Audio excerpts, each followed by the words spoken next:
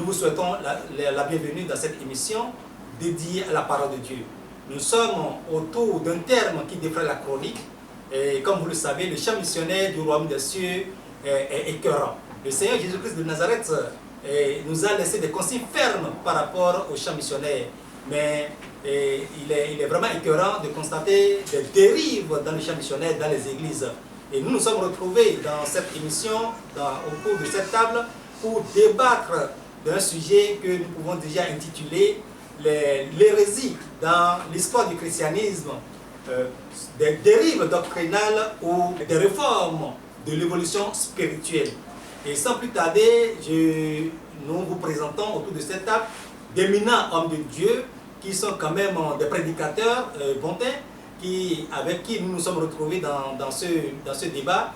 Un débat d'éclaircissement, ce n'est pas un débat contradictoire. Donc j'ai à ma droite l'éminent pasteur, homme de Dieu, le révérend pasteur Romain Oshumare, qui est un docteur en théologie. Nous avons non seulement le pasteur Romain Oshumare, qui est un docteur en théologie. Il y a aussi le révérend pasteur docteur Jacques Akaka, qui en dehors d'être docteur en théologie, en éducation théologique, d'éthique, il a aussi un docteur en didactique de langue anglaise. Il est consultant international en langue anglaise.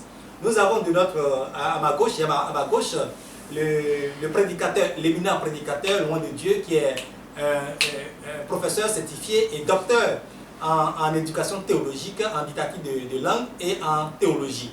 Donc voilà, qui est le docteur David Kolaole Olufumi. Nous avons le révérend pasteur, docteur aussi en éducation théologique d'éthique, qui est le pasteur Augustin Mouenou, qui nous accompagne aussi dans ce débat d'éclaircissement. Donc nous allons commencer par le verset, le passage biblique qui est 2 Timothée 4, chapitre 3 à 4. 2 Timothée chapitre 4, le verset 3 à 4. La parole dit: car il viendra un temps où les hommes ne supporteront pas la saine doctrine, mais ayant la démangeaison d'entendre des choses agréables, ils se donneront une foule de docteurs selon leur propre désir, détourneront l'oreille de la vérité et se tourneront vers les fables. Donc voilà, que la parole de Dieu soit bénie. Et nous remercions le Seigneur pour sa parole qu'il nous envoie en ce moment. Que cette parole qui sera libérée au travers de ses oins en ce moment porte du fruit dans son peuple au nom de Jésus de Nazareth. Que cette parole ne rentre pas par une oreille et saute par l'autre oreille, mais que cette parole soit une épée à double tranchant qui libère les âmes dans le champ missionnaire, qui les affranchit des hérésies et qui les amène à sortir des loups, de la main des loups habillés comme il a dit. Il a dit: je vous envoie au milieu des loups. Et nous le constatons aujourd'hui qu'il y a tellement de loups dans le champ missionnaire, et cela, ce n'est plus un secret de polichinelle. Sans plus tarder, nous allons quand même adresser les premiers mots à l'homme de Dieu, le docteur David Kolaole Olufumi. Pouvez-vous nous dire qu'est-ce que vous pensez de l'hérésie? Donnez-nous la définition concernant l'hérésie. Bonsoir, docteur, bonsoir cher pasteur, homme de Dieu, bonsoir chers téléspectateurs. C'est un plaisir pour moi de venir sur ce plateau de télévision afin de partager ce thème, d'éclaircir, d'apporter ma manière de voir, ma manière de penser qui est quand même logique selon la parole de Dieu avec vous, afin que le peuple soit éclairé. L'hérésie, c'est quoi? C'est bien important qu'aujourd'hui, dans les églises, nous constatons que le peuple, les hommes de Dieu aiment prêcher ce que les hommes veulent. Les hommes de Dieu aiment prêcher ce que le peuple veut et non ce que la Bible recommande, et non ce que la parole recommande, et non ce que le Seigneur Jésus recommande. Et donc, nous constatons que aisément, l'hérésie étant une figure de pensée, une manière de penser, une manière philosophique, une école philosophique, pourquoi pas, à laquelle les gens ont adhéré, les hommes de Dieu. Cela ne date pas de nos jours. Il faut le souligner. Le diable a fait entrer cette manière de voir, cette perception, cette pensée dans l'Église aujourd'hui, afin de détourner l'Église qu'est le corps, l'épouse de Jésus-Christ, la prétendante de Jésus-Christ. Et nous voyons beaucoup qui sont en train de se perdre en suivant de pareils hommes.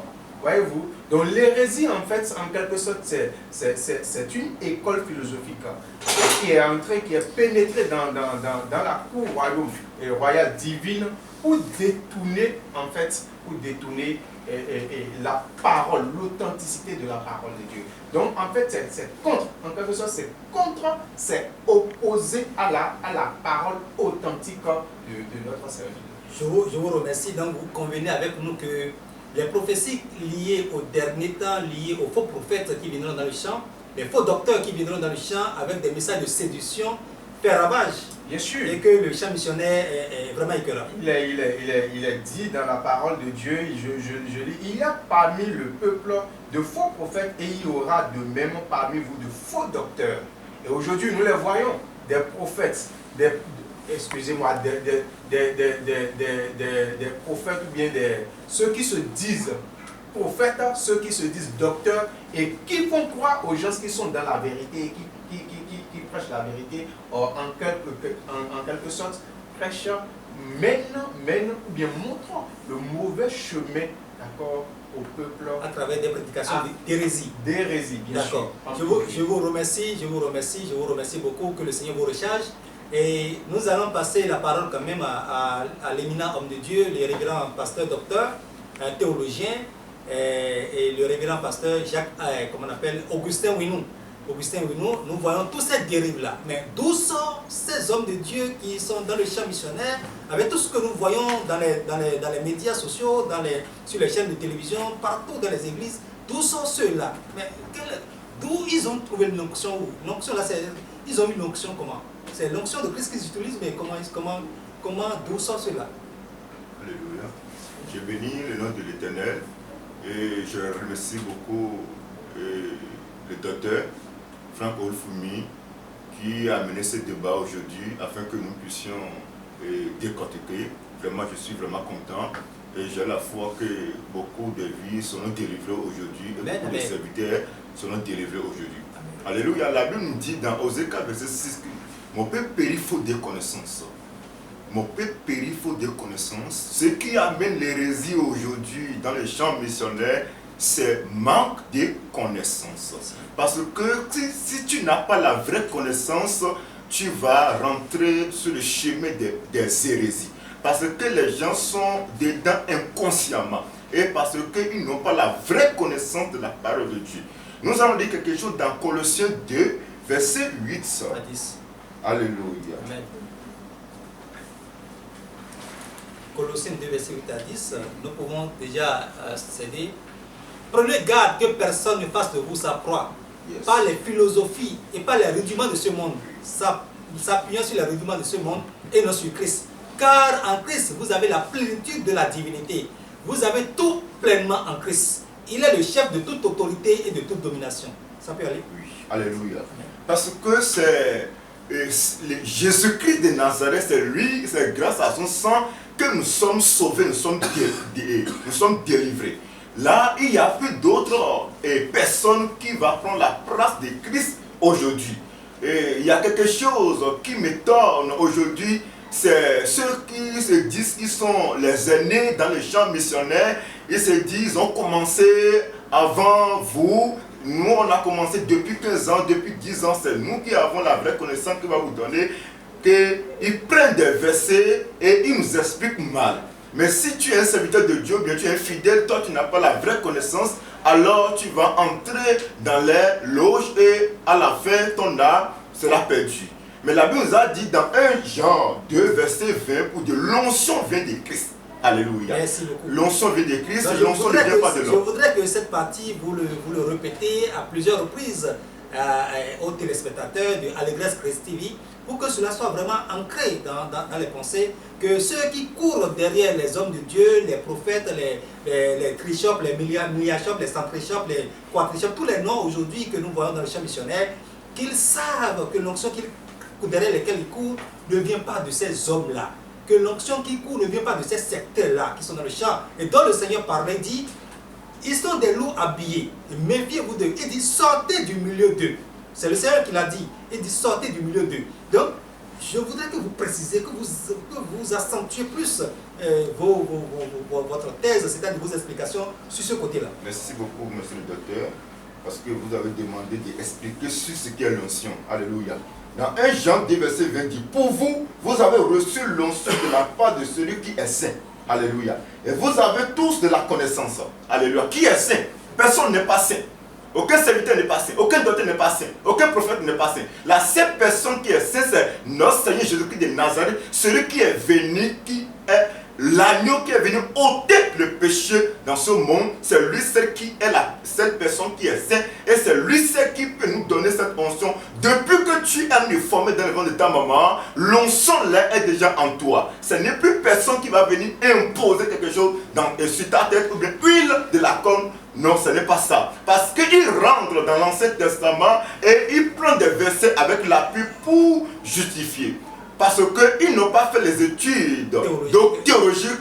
Et on ne prend pas un seul verset biblique pour justifier. Il faut faire les études d'occurrence pour pouvoir identifier, pour savoir ce qu'est. Et les études comparatives. Les études comparatives pour pouvoir savoir. Dégager l'idée principale du Seigneur. Dégager l'idée principale du Seigneur pour pouvoir convaincre ton prochain. Je voudrais, avant de continuer, que le passage biblique que vous venez de lire et sur lequel vous parlez, que vous le réalisez une fois d'accord avant que nous puissions continuer.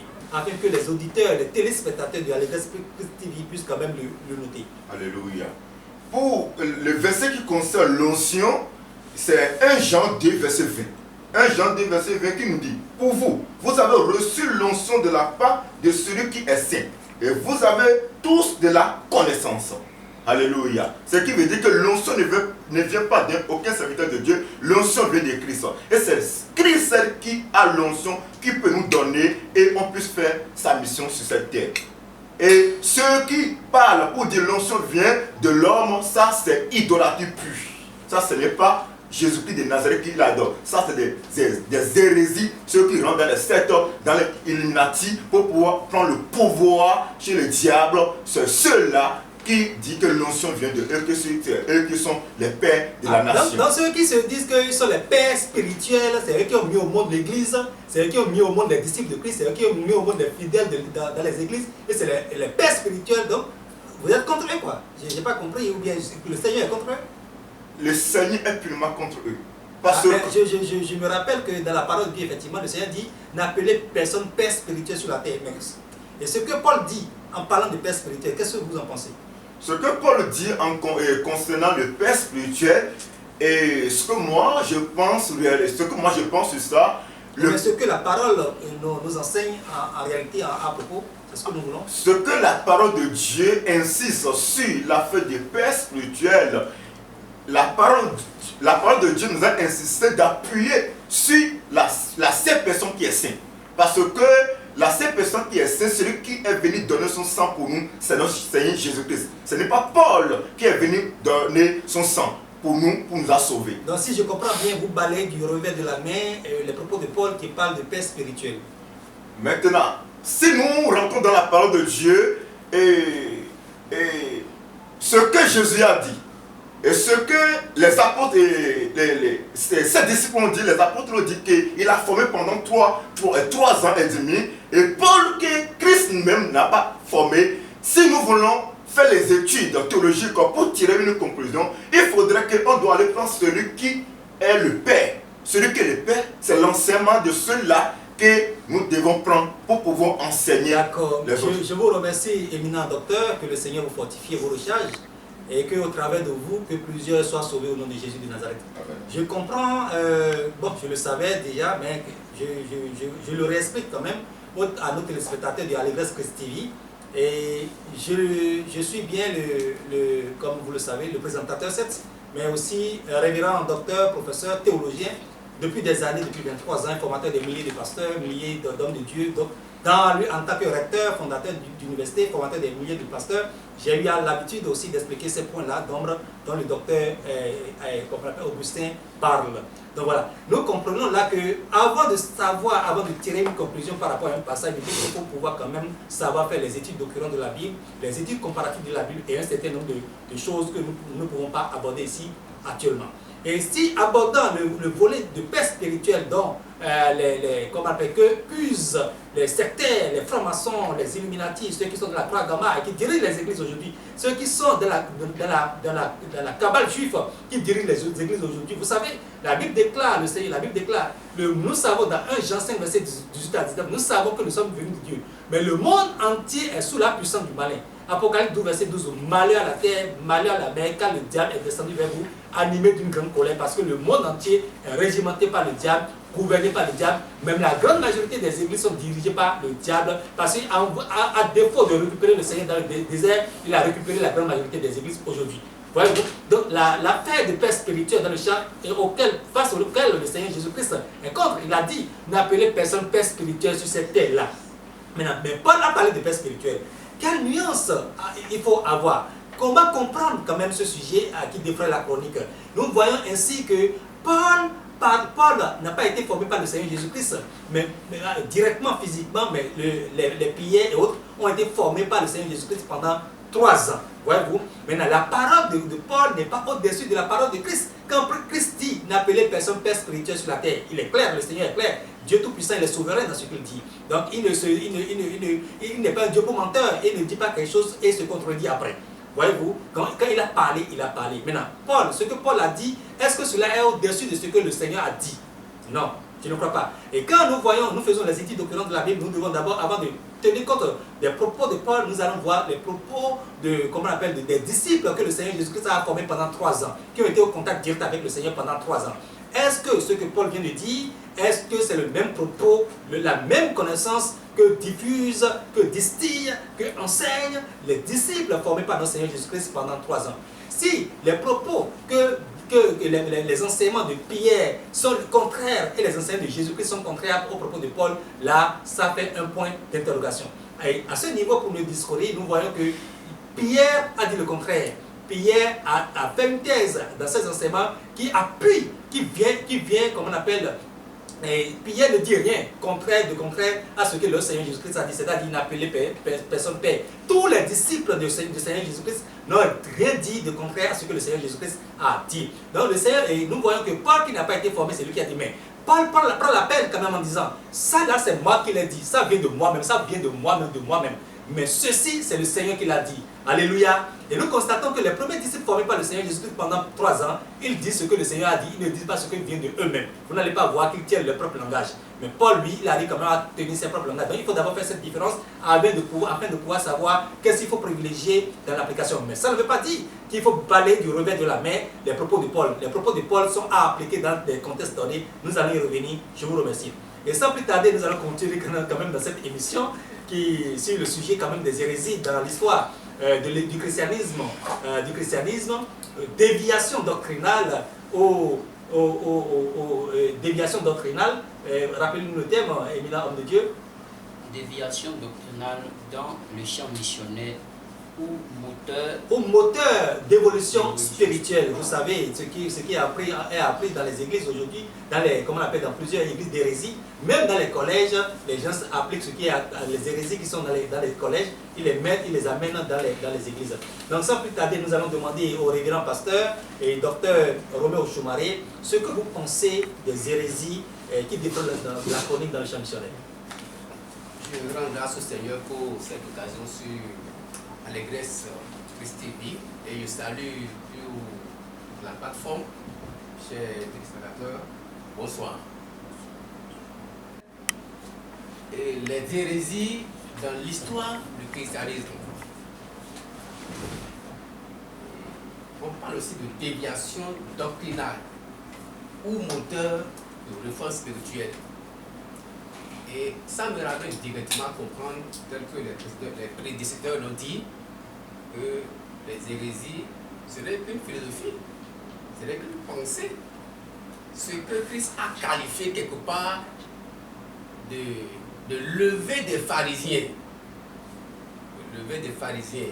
Quand il dit faites attention au lever des pharisiens, c'est-à-dire faites attention aux enseignements qui sont contraires à la vérité, qui sont comme des contraires aux normes. Graines, poison inséré dans une nourriture. Or, les hérésies existaient déjà avant même l'arrivée de Christ. D'où j'ai même eu la pensée en même temps de voir que si on pouvait aborder d'abord l'histoire du christianisme. Vraiment, c'est un gros terme. Parce qu'il faut d'abord voir, quand on parle du christianisme, c'est quoi le christianisme? Ça a démarré quand et comment? Et parlons maintenant aussi de la différence entre le christianisme et la chrétienté. Parce qu'on veut parler de l'hérésie. L'hérésie est rentrée quand? Comment? Vous voyez, il faut une compréhension de certaines choses, de l'histoire de l'Église même. Nous vous remercions déjà pour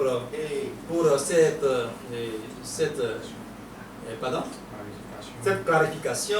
Et je crois que c'est un moment opportun quand même de faire un zoom sur l'histoire de l'Église et quand même de préciser quand est-ce que les hérésies sont apparues dans le champ missionnaire. Donc, déjà, comme nous disons, l'hérésie, c'est depuis, c'est pas... Non, déjà, vous avez parlé nous avons dit qu'il faut faire un zoom sur l'histoire du christianisme. Oui. Je vous exhorte, je vous invite à faire un zoom sur l'histoire du christianisme et maintenant préciser quand est-ce que... Quand nous prenons le texte qui a été lu tout à l'heure dans 1 Pierre chapitre 2, lisons. 2 Timothée. 4. 1 Pierre 2. Il y a eu parmi le peuple... Nous ne sommes pas encore là. Oui, c'est un débat. Et il faut que je m'explique parce que... Ah, ok, d'accord. Vous voulez qu'on lise? Bon, comme vous avez dit que on a lu tout sur le plateau. C'est pas tout à l'heure qu'on veut faire un débat de thème ou bien de texte. Voilà. Voilà, c'est bon. Vous voulez qu'on lise un débat voilà. Thème? Parce que nous dit. Il y a eu parmi le peuple... Il y a eu parmi le peuple de faux prophètes. Alors, t'as dit quoi? Déjà avant le Christ, parce que celui qui comprend l'hérésie du christianisme doit aller comprendre l'hérésie qui avait existé dans l'Ancien Testament. Le temps utilisé ici, ça va passer. Donc ça veut dire que ce n'est pas d'aujourd'hui. Il faut faire attention en tant que chrétien. Ça a commencé quelque part. Et on dit, ça avait existé. Donc, comme cela avait existé, ils ont combattu les anciens prophètes que Dieu avait envoyés. Au temps d'Élie, on a vu ça. Au temps de Moïse, on a vu ça. Donc, et quand Christ était aussi arrivé, ils l'ont aussi combattu. Maintenant, ça a continué. Et le texte dit quoi? Ils sont aussi au milieu de nous. Et il dit, il y aura de même. Donc, tant que le monde ne passe pas, il y aura. Chaque génération viendra avec. Donc, quand Christ disait, il envoie les gens en mission, il savait déjà qu'il y aura l'hérésie, qu'il y aura des faux prophètes. D'accord. Nous vous remercions pour cette clarification. Dites-nous de façon concrète la définition. Que veut dire hérésie? L'hérésie, c'est tout enseignement, toute philosophie, toute pensée qui va contre la volonté et la pensée de Christ. Ouais. Voilà, merci. Tout ce qui va contre la croix du calvaire. Parce que c'est un mystère. Tout enseignement, toute doctrine qui va contre la doctrine de Christ est de l'hérésie.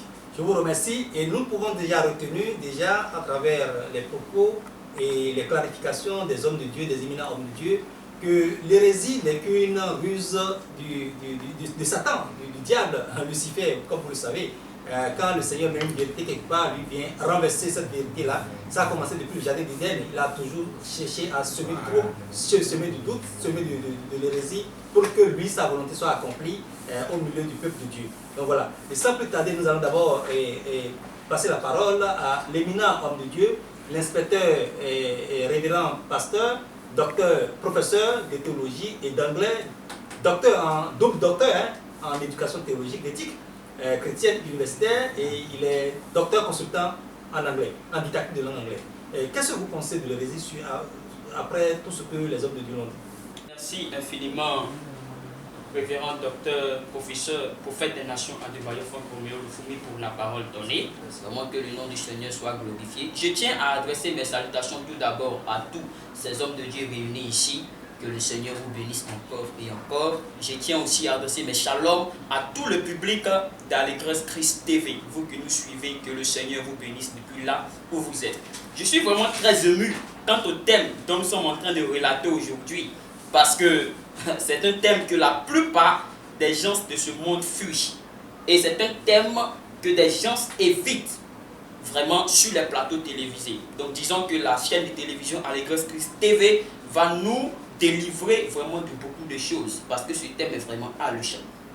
Tout d'abord, chacun vraiment des prédécesseurs ont eu à aborder vraiment le thème de l'hérésie et chacun a donné sa définition. J'aimerais apporter ma toute petite contribution sur la définition. Étant donné que je suis docteur comme il l'a si présenté, nous devons comprendre que l'hérésie a une étymologie. Étymologiquement parlant, l'hérésie vient du mot grec airesia, qui signifie choix. Alors quel choix? L'homme de Dieu, Adebayor Roméo Lufumi, le présentateur, a eu vraiment à poser une question au révérend docteur Augustin Kouenou qui demandait quel choix devons-nous faire?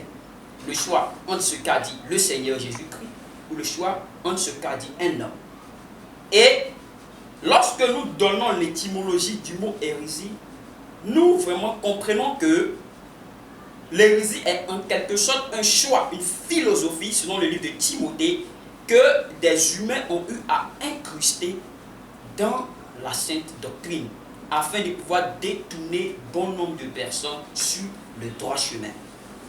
Alors, nous rencontrons beaucoup de types d'hérésie vraiment sur le champ missionnaire. Lorsque nous sommes dans le champ missionnaire, il y a tellement de types d'hérésie et chacun a eu à toucher cela. Et j'aimerais vraiment, avec la permission de l'homme de Dieu, aborder deux types d'hérésie que nous voyons. En premier lieu, j'aimerais d'abord parler de ceux-là qui aujourd'hui se présentent comme Jésus-Christ de Nazareth. Voilà, ils se disent qu'ils sont le Seigneur déjà incarné sur la terre, que le Seigneur Jésus-Christ, Dieu est déjà sur la terre, mais le Saint-Esprit, que le Seigneur Jésus-Christ est déjà revenu, ils sont déjà dans le royaume de Dieu sur la terre. Merci. Alors, lorsque nous prenons le livre de Luc, le chapitre 21, exactement le verset 8, le Seigneur Jésus-Christ parle et dit: faites attention à ceux qui se présenteront en mon nom, disant qu'ils sont Jésus. Ne vous laissez pas berner ou ne vous laissez pas vraiment attirer par cela. Car c'est sont les Luc 10, verset 16. Ouais. Alors, laissez-moi vous dire que il y en a beaucoup ces personnes aujourd'hui. Nous avons vu pleinement sur les réseaux sociaux des gens de plusieurs pays, d'autres qui sont au Burkina, d'autres dans d'autres pays européens qui se font appeler le Christ, disant qu'ils sont venus afin vraiment de pouvoir apporter la lumière, mais des sectaires. Parce que pas plus tard que longtemps, au niveau de la Côte d'Ivoire, mon pays d'où je suis d'origine, et en Côte d'Ivoire, il y avait un comme cela qui se faisait appeler Jésus-Christ, et aujourd'hui qui se retrouve derrière les barons. Un Jésus derrière les barons. Vraiment, c'est vraiment écœurant, très très écœurant. Et c'est ce que nous rencontrons. Et des milliers de personnes sont derrière ces gens-là, étant vraiment très aveuglés par cette philosophie, ce choix-là, par ce genre d'hérésie. La deuxième chose est ce que vraiment les gens ont peur de parler, parce que plusieurs églises font cela. Et je pense qu'en tant que serviteur de Dieu, pour moi, il n'y a pas d'avoir peur de dire la vérité, car le Christ l'a dit. Nous voyons d'autres églises telles que l'église catholique, ainsi que l'église méthodiste, qui utilisent des formes vraiment de baptême que nous voyons aujourd'hui, et dont ils disent non, c'est la normale des choses, qu'il ne faudrait pas forcément suivre ce que dit la Bible. Merci à vous, merci éminent homme de Dieu. Avant d'aller dans les détails des formes d'hérésie, des manifestations au travers des hérésies, et nous allons quand même faire un autre tour de table, et tout en rappelant que ce sont les âmes mal affermies, comme l'homme de Dieu, le révérend pasteur, docteur et Augustin nous l'a dit, que c'est des âmes mal affermies qui n'ont pas la connaissance, qui ne sont pas comme des chrétiens de Béret, qui sont emportés par tout vent de doctrine.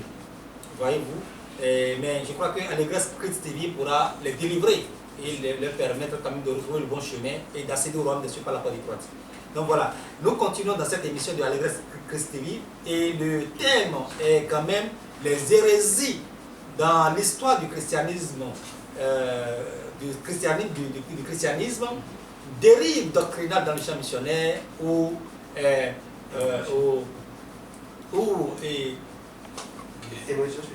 réforme de l'évolution spirituelle. Nous allons faire notre tour de table.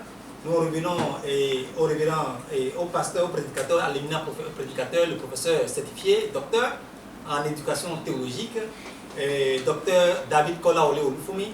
Maintenant, pouvez-nous parler un peu, avant de parler de l'origine des hérésies, nous allons rapidement faire un tour de table sur l'origine de l'Église. Et quand vous abordez l'origine de l'Église, abordez-nous aussi rapidement quand est-ce que les hérésies ont intervenu ou bien se sont faufilées dans le champ missionnaire. Merci bien, docteur. Nous voulons parler à présent de l'origine des églises. L'origine de l'Église de Christ. Il faut se rappeler que vous avez des éminents hommes de Dieu qui sont ici, qui peut-être n'auront pas le même point de vue, forcément ce n'est pas un débat théologique, mais des points de vue complémentaires. Voilà, parce que nous nous adressons quand même à un peuple. Je suis le président de la Confédération africaine des églises et associations de familles églises, président de fédération au conseil, donc nous nous adressons à un peuple bien défini. Mais ceux qui ne sont pas chrétiens aussi peuvent nous suivre. Donc déjà, vous le savez, c'est un débat d'éclaircissement et non un débat contradictoire. Nous sommes complémentaires sur le plateau. Je vous remercie. Merci bien, Président, Président Dr. Olufumi. L'origine de l'Église du Christ. C'est bien ça, c'est bien cela. L'origine de l'Église de Christ. Il faut que nous comprenions d'abord ce que c'est que l'Église. Et savoir que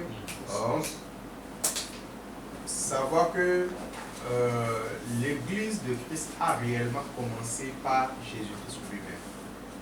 Et l'Église de Jésus-Christ, pour ne pas aller plus en profondeur au vu du temps qui m'est donné, l'Église de Jésus-Christ est basée sur la doctrine de Jésus-Christ. Est basée fondamentalement sur la doctrine de Jésus-Christ et pas d'autres. Et pas d'autres doctrines.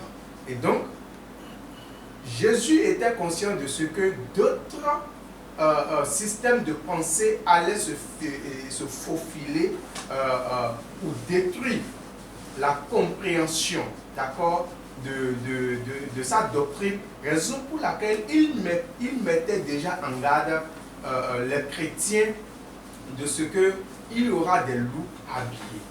Voyez-vous? Et donc l'Église de Christ est basée sur le christianisme, sur le royaume de Dieu. Sur le royaume de Dieu. Et donc, personnellement, je crois que parlant de l'Église de Dieu, parlant de l'Église de Christ, bien sûr, parce que beaucoup parlent de l'Église de Dieu aujourd'hui, mais ne parlent pas leurs idées ne sont pas en concordance avec l'Église de Christ. Ils mettent Dieu après l'Église, mais quand ils parlent de Dieu là, c'est tout autre chose. Voyez-vous? Donc l'Église de Christ est le modèle, le seul, d'accord, que les chrétiens doivent suivre inévitablement aujourd'hui. Merci beaucoup pour votre point de vue. Nous allons laisser la parole à l'homme de Dieu, le révérend pasteur docteur Augustin Winou, qui pourra quand même nous dire son point de vue pour compléter ce que le docteur et professeur David Kolaoli Olufumi a dit. Pour compléter, nous sommes complémentaires. Donnez-nous un peu l'historique de l'Église de Christ et quand est-ce que les hérésies se sont faufilées dans le champ missionnaire. Merci, le révérend docteur. Et votre question, c'est pour savoir quand est-ce que les hérésies sont entrées dans le champ. Nous voulons savoir quand est-ce que les hérésies sont apparues dans le champ missionnaire, mais donnez-nous d'abord une historique de l'Église et avant qu'on nous parle des hérésies. De l'historique des hérésies. Pour parler de la vraie doctrine a commencé au moment où Jésus-Christ est venu. Et quand nous rentrons dans le livre des Actes, la Bible nous a dit que c'est le jour de Pentecôte que le Saint-Esprit est descendu sur les disciples de Christ et ils ont reçu au moins ils ont reçu cet esprit et cet esprit leur a donné la force. Ils ont commencé par parler réellement à part de ces jours de Christ. Et Jésus a dit dans Jean 10 à partir du verset 7, Jésus l'a dit encore, en vérité, je vous le dis, je suis la porte des brebis. Tous ceux qui sont venus avant moi sont des voleurs et des brigands, mais les brebis ne les ont point écoutés. Alléluia. Donc je comprends bien dans votre éclaircissement aux téléspectateurs de Allégresse Christ TV que tous ceux qui ont été avant le Seigneur Jésus-Christ n'ont pas été de véritables pasteurs de l'Église de Christ. Ce n'était pas l'Église de Christ qui existait. tous ces patriarches dont le Seigneur parle en disant ils sont tous des voleurs, ils sont des brigands, ils ne dirigeaient pas l'église de Christ. Ou bien ils ont été de mauvais bergers. Exactement. C'est ce que nous pouvons comprendre. Ils ont été de mauvais bergers. Parce qu'ils n'ont pas bien accompli la mission. Ils étaient de mauvais bergers de l'église de Christ, ou bien l'église de Christ n'existait pas. En ce temps, l'église de Christ n'existait pas. Ok, on évolue. Ils n'ont pas bien accompli la mission. C'est pourquoi Christ même, il est descendu maintenant et il a pris la mission qu'il les a confiée avant d'accomplir. Et lorsqu'ils n'ont pas pu le faire, c'est pourquoi Christ même est venu. Parce que quand on fait les études d'occurrence, on a vu que dans l'Ancien Testament et le Nouveau Testament, il y a la séparation entre le Nouveau Testament et l'Ancien Testament. Ça fait quelque chose de 400 ans. La période intertestamentaire. Oui, ça fait quelque chose de 400 ans. Et lorsque Dieu a envoyé Moïse, Moïse n'a pas pu. Il a envoyé les prophètes, les différents prophètes, il n'a pas pu jusqu'à il s'est arrêté sur Malachie. Et il a vu que vraiment tout ce qu'il a voulu que ses serviteurs puissent le faire pour sauver les âmes, il n'arrive à le faire. C'est là que Christ même il est venu, Christ même il est Dieu, il est venu en lui-même maintenant pour pouvoir éclairer les chemins. Et c'est à partir de là qu'on peut dire que Jésus-Christ est le bon chemin. Jésus-Christ est le bon chemin, mais précisez-nous, donnez-nous précision avec précision. Bon, comme nous sommes complémentaires sur le plateau, je vais quand même retourner la parole de Dieu à ma droite, à l'éminent homme de Dieu, le révérend pasteur, docteur Roméo Choumaré. Donnez-nous un bref aperçu, s'il vous plaît, de comment l'Église est née et de l'Église de Christ. S'il vous plaît, l'Église de Christ est née. Quand est-ce que les hérésies sont apparues dans le champ missionnaire? Donc, je vous remercie, cher docteur, professeur, par rapport à cette question. Et les précédents ont déjà abordé la question. L'Église a commencé avec l'arrivée du Saint-Esprit. L'Église, c'est l'ensemble de ceux qui ont été appelés hors du monde, qui constituent l'Église de Christ. Et Jésus a dit, je bâtirai mon Église, et les portes du séjour de l'enfer ne prévaudront point contre elle. Donc, Jésus est celui qui bâtit son Église par le Saint-Esprit. Et il a donné les dons. Il a donné les dons, et ces dons, le Saint-Esprit est un don qui va conduire l'Église. C'est lui le superviseur général de l'Église, l'enseignant de l'Église qui révèle tout ce qui va être enseigné.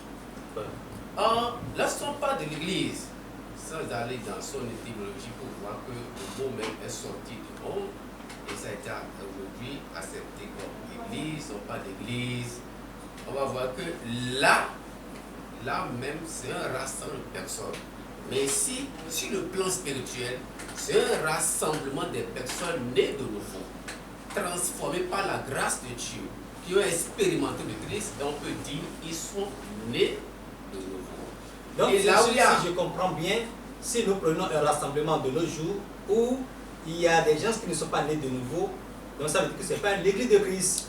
Au fait, donc si une église n'est pas, l'enseignement d'une église, l'enseignement basique d'une église n'est pas assez sur la nouvelle naissance, sur les alliances et sur la nouvelle naissance, la réelle nouvelle naissance, donc ça veut dire que ça là, c'est pas un rassemblement appartenant à Christ, ce n'est pas une église de Christ.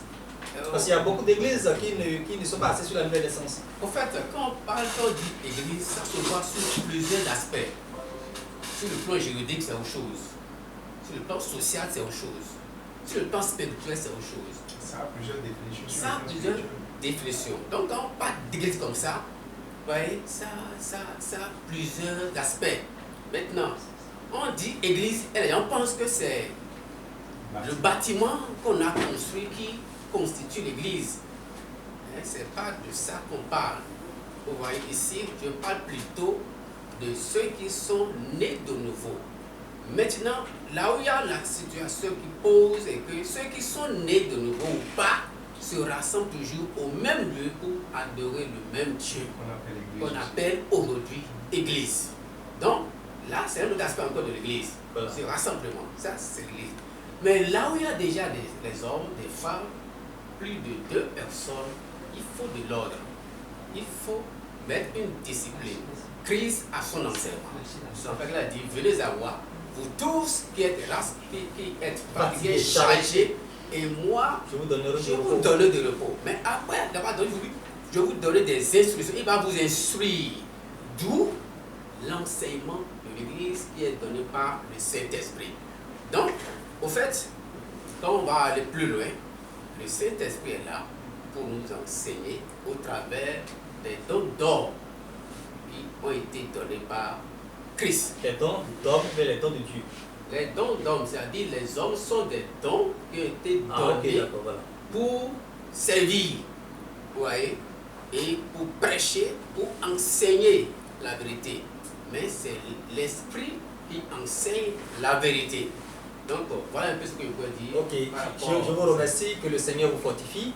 Déjà, pour votre éclaircissement, comme nous sommes dans un plateau concernant sur les hérésies, nous rappelons le thème sur Allégresse Christ TV aux téléspectateurs. Le thème, c'est les hérésies dans l'histoire du christianisme. Les hérésies dans l'histoire du christianisme, et déviation doctrinale dans le champ missionnaire, ou l'évolution spirituelle, hein, je crois, homme de Dieu. Qu'est-ce que vous pensez de... Pouvez-nous retracer un peu l'origine de la naissance de l'Église et quand est-ce que les doctrines sont apparues dans le champ missionnaire? Je dis bien l'histoire de l'Église, l'origine de l'Église de Christ. Je ne parle pas parce que vous savez, il y a plusieurs dimensions de l'Église.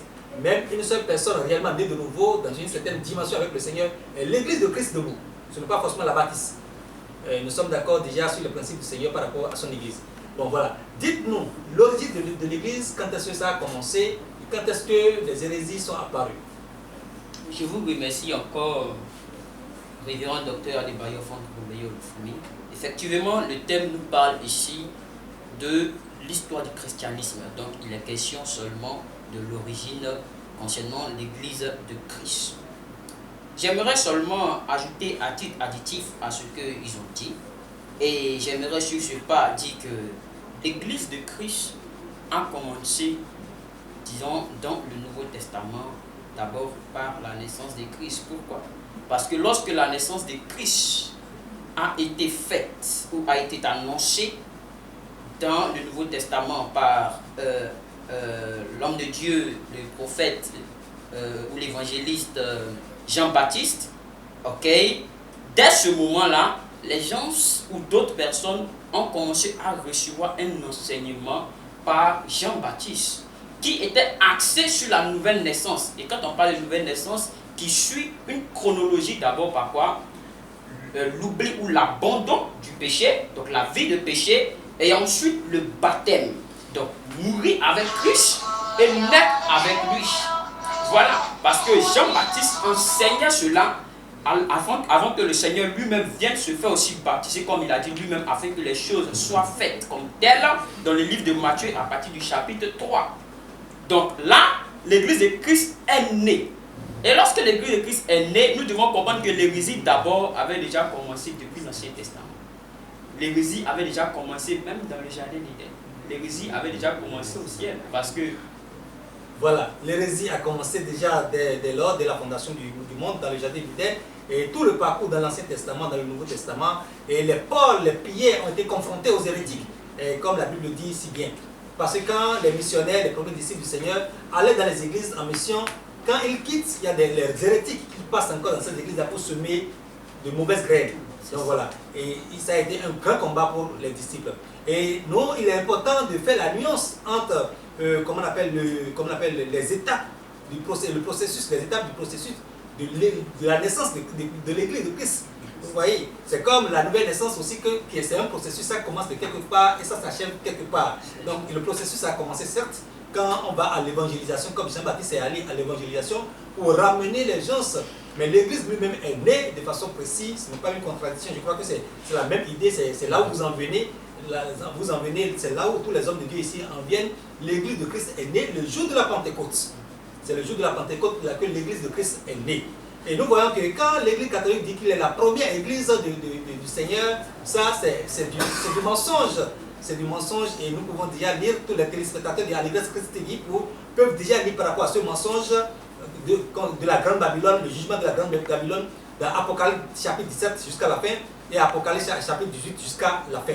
Donc nous revenons un peu aux dérives dans le champ missionnaire liées aux hérésies. Maintenant, je m'adresse quand même à l'éminent homme de Dieu, le docteur, professeur. Est-ce que vous pouvez nous parler quand même de certaines manifestations, de certains constats dans le champ missionnaire qui vous amènent à dire ceci c'est de l'hérésie, ceci c'est de l'hérésie, ceci c'est de l'hérésie. Donnez-nous des exemples palpables dans le champ missionnaire. Justement, merci une fois encore, Président, merci une fois encore, cher docteur. Je crois qu'il y a tellement de manifestations qui justifient la notion de l'hérésie dans les églises aujourd'hui. C'est vrai, nous le savons, l'Église catholique en est une preuve palpable avec ses pratiques dérisoires, rejetées, classées depuis, et puis qui ne tracent vraiment pas le chemin vers le Seigneur Jésus-Christ, vers le Sauveur. Et dans les églises évangéliques aujourd'hui, c'est quand même c'est attristant, c'est écœurant, c'est déchirant de le constater quand nous voyons que déjà il y a certaines églises avec des systèmes de pensée au niveau de leur forme de baptême qui rejoignent l'église catholique protestant que oui, maintenant si on va loin et qu'on ne trouve pas assez d'eau, oubliant, classant, mettant de côté la notion, la définition authentique du baptême et disent que non, on peut prendre un peu d'eau et baptiser. Donc vous voulez dire, homme de Dieu, que le baptême par aspersion, que c'est de l'hérésie. Purement de l'hérésie. Ah, et quel est le baptême, qui est conforme si nous tenons compte de la définition authentique, d'accord, du baptême, le baptême veut dire baptizo. Oui, baptizo, voilà. Quand on dit baptizo, il y a des caractéristiques. Voilà. La première, c'est de l'eau en abondance. Comme le Seigneur Jésus-Christ lui-même l'a fait. C'est de l'eau en abondance. Et se faire baptiser. Non, le baptême, ce n'est pas de l'à peu près. Ce n'est pas inventé soi-même. Du tout pas.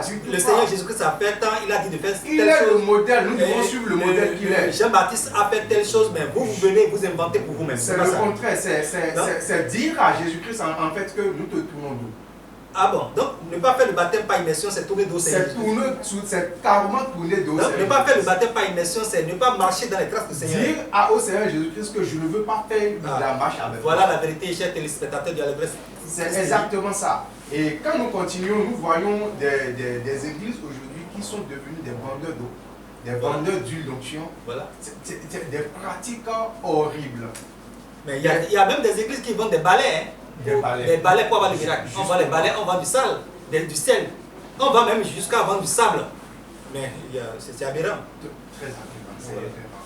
Et je me pose la question, combien de fois, quel est l'état actuel de notre Seigneur Jésus quand il observe toutes ces choses? C'est triste. Je vous remercie, éminent et docteur, professeur théologien et David Olufomi, pour l'éclaircissement que vous avez donné par rapport aux manifestations des hérésies et comment les reconnaître dans le champ missionnaire.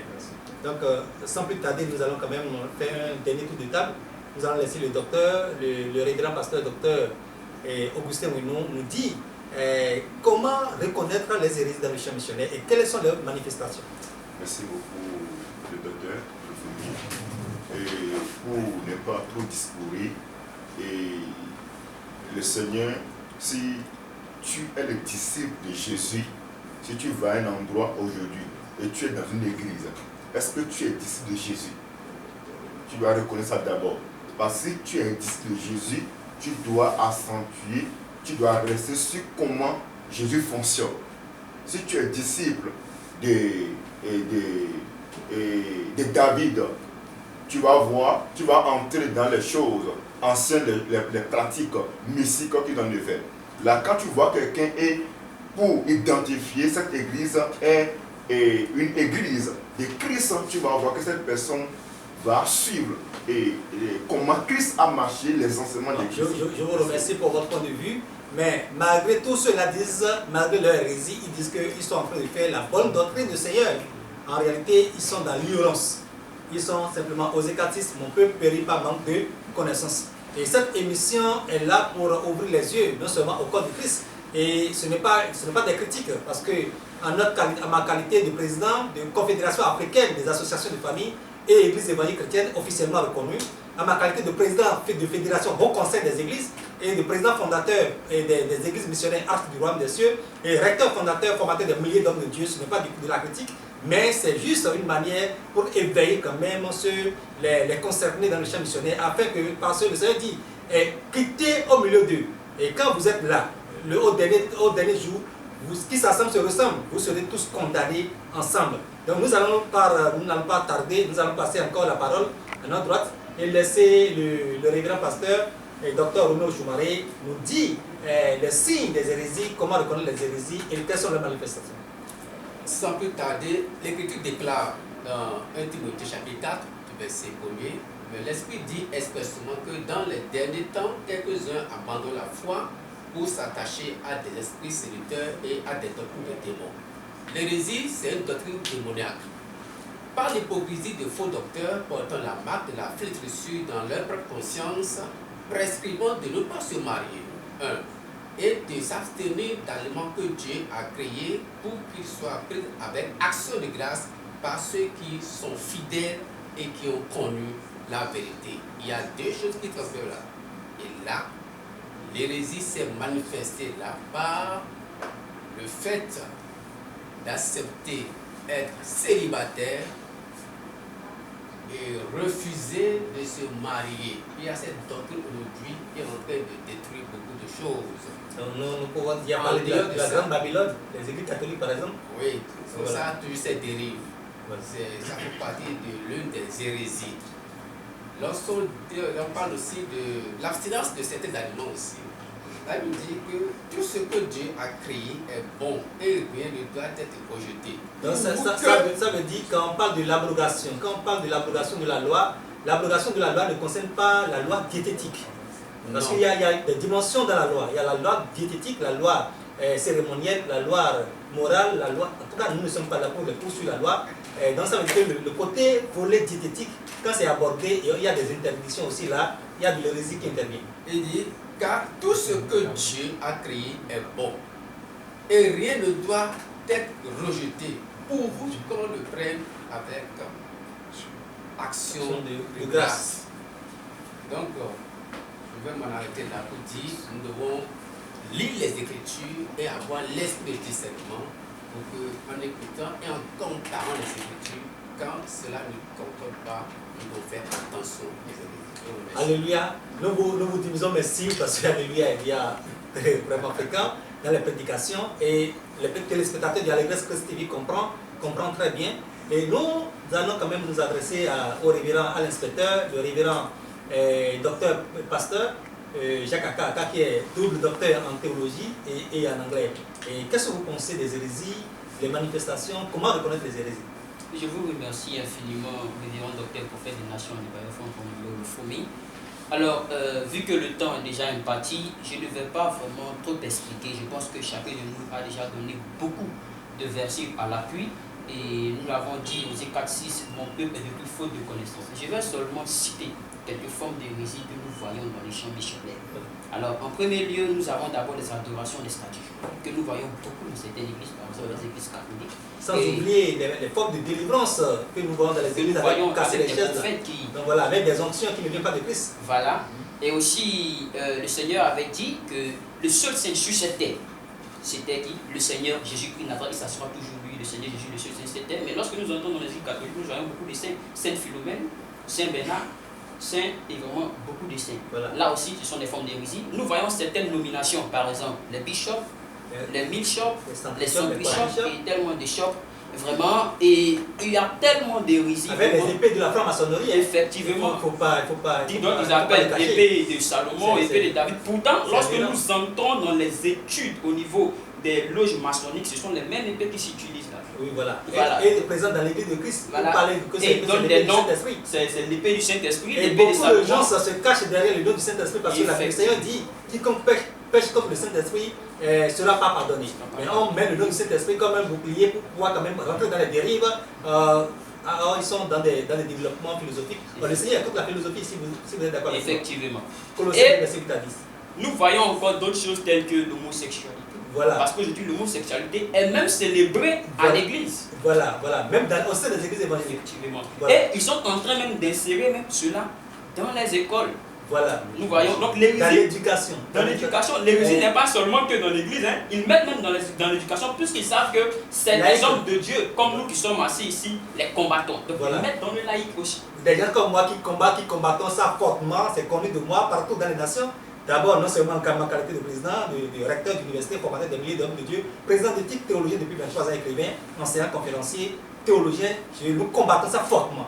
Voilà, donc dans le champ missionnaire, vous devez faire attention et savoir là où ils mettent pied pour ne pas être condamné par le royaume des cieux. Sachez avec qui faire association dans le champ missionnaire pour ne pas être rejeté par les anges, pour ne pas être empêché de rentrer dans le royaume des cieux par la porte étroite. Nous vous remercions et à la prochaine. Merci.